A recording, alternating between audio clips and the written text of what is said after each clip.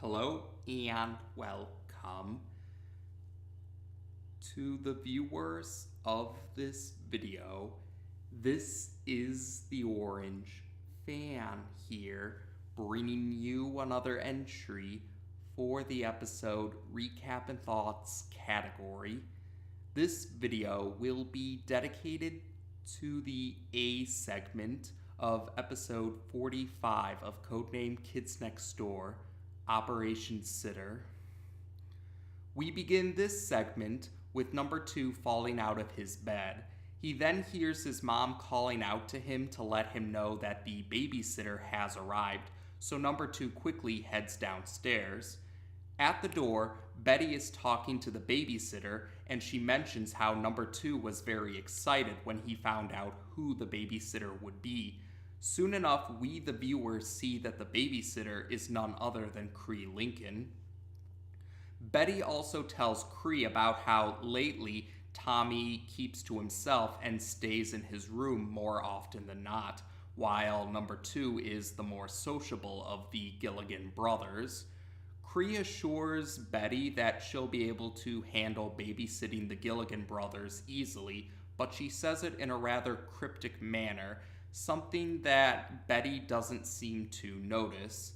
Soon enough, number 2 makes his presence known by greeting Cree in his attempt at trying to sound suave or smooth, and number 2 is also wearing a bathrobe now.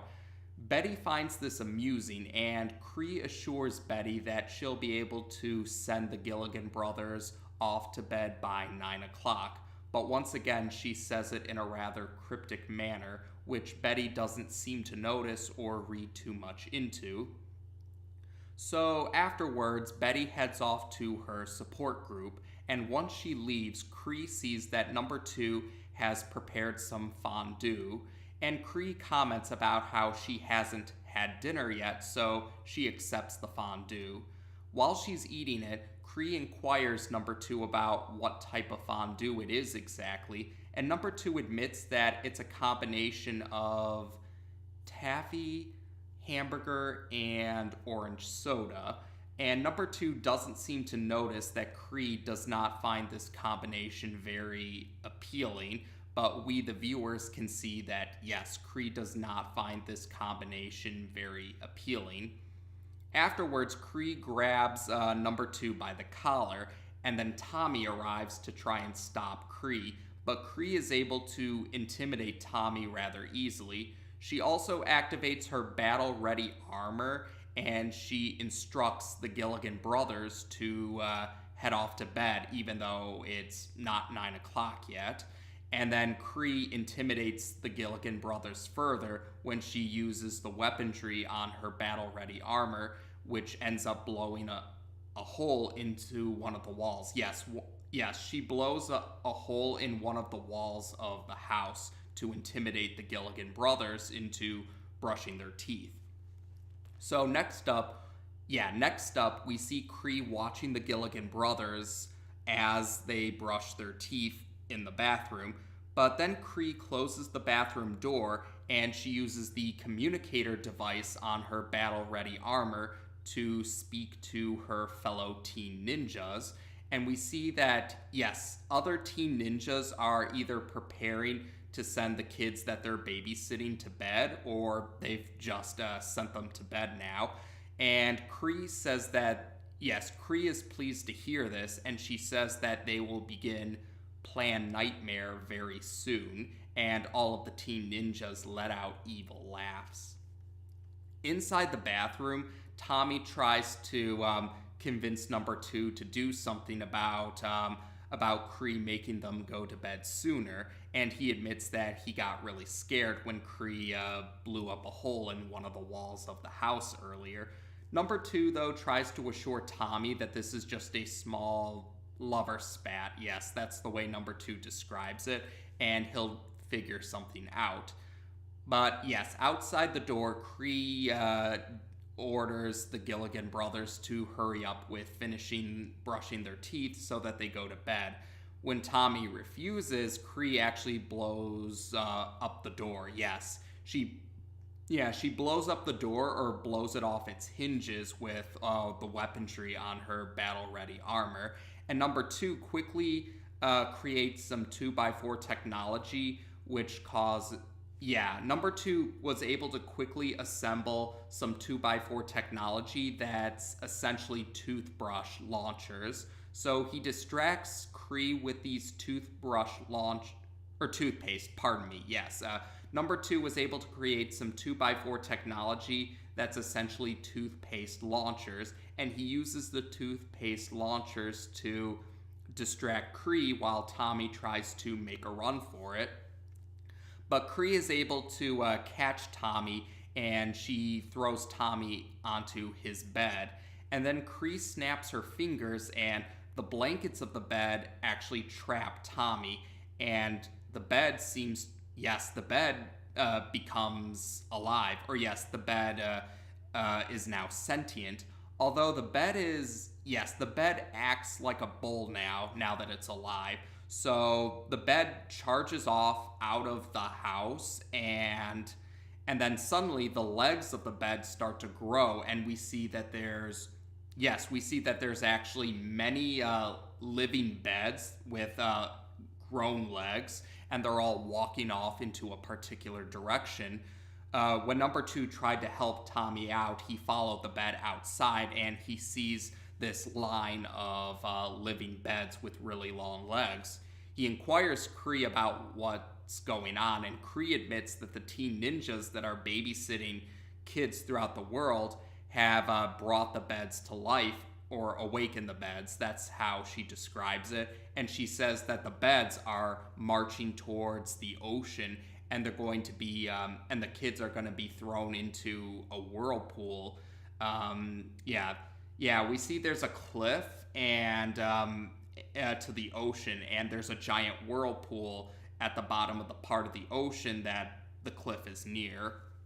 And apparently, yes, all the teen ninjas that are babysitting kids right now are going to put all of the kids into this whirlpool. Number two is horrified by this, and he comments about how Cree could do this after he, number two, tried to romance her. But Cree just laughs at this and says that number two never had a chance to begin with. And then Cree awakens number two's bed to trap number two into it. So, yes, the blankets trap number two, and the bed's legs grow. So number two is now number two's bed joins the other beds heading towards the cliff, towards this whirlpool. And Cree is following along to make sure everything goes smoothly. Cree awakened a chair, and the legs of the chair have grown. So the chair's alive like the beds, and Cree is on this chair to make sure everything goes smoothly. And during the, while the beds are getting closer to the cliff, number two is eventually able to break free from the blankets, and he's able to take control of his bed to try and fight Cree. So after a brief fight between the bed and the chair, number two climbs onto the chair, and he and Cree fight for a bit. But then suddenly Cree kisses number two, and number two is in a love-struck daze. And during his love-struck daze, number two ends up falling off the cliff into the whirlpool. Although the background starts to have surreal imagery, that's the best way I can think to describe it. So yes, number two is now falling through the whirlpool with surreal imagery while still in a love-struck gaze. But then finally, number two, but then suddenly number two seems to have hit a floor. We then see number two is back in his room, and he fell out of his bed, much like the beginning of this segment. And then number two hears his mom calling out to him to let him know that the babysitter has arrived. So number two quickly runs downstairs, and off screen we hear number two saying hello in his attempt at trying to sound suave or smooth, and that's how we end this segment. So yes, this segment definitely stood out for many fans. many fans, myself included, definitely feel that this segment is definitely on the weird side, even within the context of the series, or even when you take the series' usual over-the-top situations into account. This still comes out looking pretty strange, even by the show's standards. And it's definitely not the only one. I have mentioned before that I felt Operation Turnup was definitely on the weirder side, to name an example. But yes, we do find out that the events of this segment are actually a dream. Or yeah, number 2 was having a dream, and he woke up in a similar manner that the start of the segment and the beginning of his dream began. And although we don't see the babysitter at the end of the segment, number 2's greeting seems to suggest that Cree is still the babysitter. So this has led to some fans speculating on whether or not number 2, whether or not the actual babysitting event would happen the same way as it did in number 2's dream, or if it would turn out differently. I think I've seen a few fan works here or there that kind of offer different interpretations. Some went with the idea that a similar event to the dream sequence happened, while others figured it might have been not quite as weird in comparison to the dream sequence. And speaking of the dream sequence, yes, this was one of the segments I was thinking of when I spoke about other dream sequences in the Recap and Thoughts video for Operation Nugget. And I did mention for Operation Nugget, I didn't initially consider the possibility of Operation Nugget being a dream sequence, because to me, Operation Nugget came off as the show's usual over-the-top situations, while in Operation S.I.T.E.R, the situation, like I said earlier, still felt kind of weird even by the show's standards or the context of the series. So that's why I felt Operation Nugget, I didn't consider the possibility of it being a dream sequence, while I didn't consider Operation Nugget to be a dream sequence initially, but Operation S.I.T.E.R definitely felt like a dream sequence to me, or I definitely I definitely consider the possibility of Operation S.I.T.E.R being a dream sequence. Although there have been some other speculation by fans about other interpretations about the events of this segment. So, like I said, it's definitely a very curious segment, to say the least. So otherwise, I guess the only other major detail I can think of is with Betty. Yes, we know that Betty left to go to a support group. That's why she was heading out.